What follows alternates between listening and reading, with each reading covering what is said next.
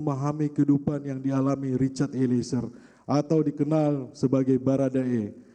Ia sebelumnya adalah prajurit Brimob dengan cita-cita luhur mengabdi kepada negara, kini duduk di kursi pesakitan sebagai terdakwa dalam kasus penembakan almarhum Brigadir Nofriansah Yosua Huta Barat.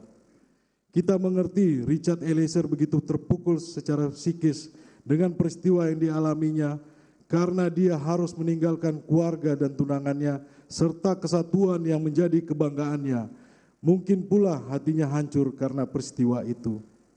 Apalagi peristiwa itu lantas mengubah seluruh arah kehidupan Richard Eliezer. Publik bisa menangkap kesan hancur itu ketika Richard Eliezer membacakan surat permohonan maafnya kepada almarhum Brigadir Nofriansah Yosua Huta Barat dan keluarganya pada sidang perdana tanggal 18 Oktober 2022. Ketika membacakan surat itu, suara Richard Eliezer bergetar dan menahan tangis. Bayangkanlah, seandainya Richard Eliezer tetap mengikuti skenario kasus awal Jenderal Verdi Sambo, Richard Eliezer bisa memilih jalan untuk menyelamatkan diri sendiri, cari aman, menuju karir gemilang. Dalam konspirasi dan pengabdian total kepada sang jenderal, ia bisa memilih menutup mata, membohongi hati nuraninya sendiri, nurani publik, menutup rapat kejahatan kemanusiaan yang paling keji dan busuk. Jika jalan itu yang dia pilih, bisa dibayangkan peristiwa ini akan menjadi kasus pembunuhan yang tidak terungkap, dark number, hilang dari pengamatan publik sama seperti kasus kejahatan besar lainnya, tertutup rapat. Namun Richard Eliezer memutuskan menempuh jalan terjal keadilan, mengungkap kebenaran dan keadilan. Ia mempertaruhkan keselamatan diri, membangun keberanian dalam dirinya yang rapuh sebagai anggota Polri dengan pangkat paling rendah, berhadapan dengan sang jenderal.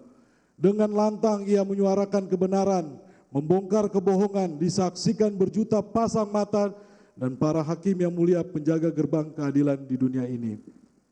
Masyarakat sudah lama dahaga akan kejujuran dan keadilan di Republik ini. Terdakwa dielulukan para pencari keadilan. Richard Eliezer adalah kita, berjuang memadukan kehidupan sebelum dan sesudah peristiwa penembakan almarhum Brigadir Nofriansah Yosua Huta Barat. Jadi kisah hidup Richard Eliezer adalah berjuang bangkit dari keterpurukan. Ia adalah anak muda jujur yang tidak berada di dalam ruang kosong. Ia masih punya masa depan yang berpengharapan dan masih panjang. Tetapi hidupnya seperti dipaksa berhenti karena tangannya dipakai oleh atasannya untuk melampiaskan nafsu angkara murka. Ia dikorbankan. Richard Eliezer ibarat lilin kecil yang tidak ada harganya tetapi menerangi. Maka memperjuangkan keadilan bagi Richard Eliezer adalah memperjuangkan keadilan seorang pemuda dari kalangan masyarakat kecil, wong cilik, dan keluarga sederhana. Semoga pengalaman kasus Richard Eliezer akan menumbuhkan semakin banyak orang yang berani berkata jujur dan benar di hadapan hukum demi masa depan Indonesia yang berkeadilan. Richard Eliezer adalah kita, anak muda pencari keadilan. Majelis Hakim yang mulia, oleh karena itulah pada bagian ini kami akan menyampaikan poin-poin pembelaan kami terhadap Bayangkara II Richard Eliezer Pudiang Lumiu untuk menjadi dasar pertimbangan yang mulia Majelis Hakim dalam mengambil keputusan. Bab 2, analisa fakta persidangan dianggap dibacakan. A. Skenario di rumah Saguling dianggap dibacakan. A1. Pengamanan 2 senjata api jenis Steyr-Aug laras panjang dan senjata api HS milik korban almarhum Nofriansah Yosua Huta Barat oleh saksi Riki Rizal Wibowo dianggap dibacakan. A2. Perjalanan dan kedatangan luar kota wajib PCR dan isolasi mandiri di rumah Jalan Bangka 11A nomor 7 bukan di rumah Jalan Duren 3 nomor 46 dianggap dibacakan.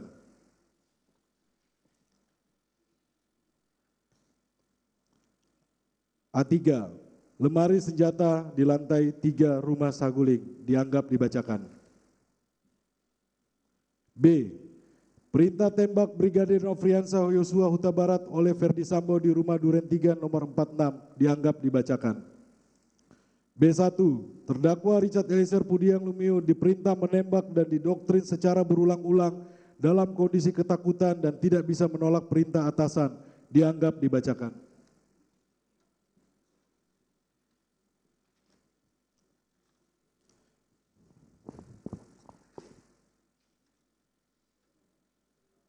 B2.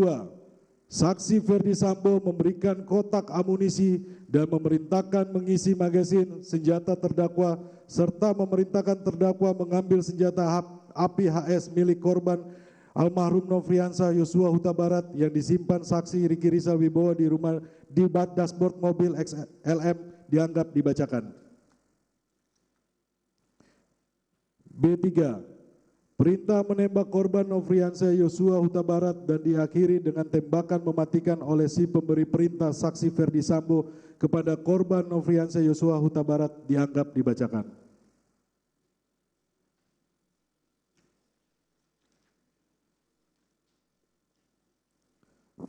C. Skenario pasca terbunuhnya Brigadir Nofriansah Yosua Huta Barat. Bahwa terdakwa sejak menjalani pendidikan anggota Brimob Polri di wilayah Polda Sulut menempuh pendidikan di Pusat Pendidikan Brimob di Watu Keset, Jawa Timur 2019. Setelah lulus, terdakwa ditempatkan di wilayah konflik penempatan wilayah BKU Papua sebagai anggota Brimob Nusantara. Kemudian penugasan kembali tim BKU sebagai anggota Satgas Tinombala di Poso, Sulawesi Tengah, penugasan penjagaan di rumah tahanan rutan teroris tahun 2021. Setelah itu terdakwa bertugas menjadi ajudan saksi Irjen Ferdi Sambo pada Juli 2022. Pada poin C ini dianggap dibacakan majelis. Kami akan masuk kepada analisa yuridis. Bab 3, analisa yuridis. A. Terdakwa Richard Eliezer Pudiang Lumiu merupakan pelaku yang disuruh melakukan tindak pidana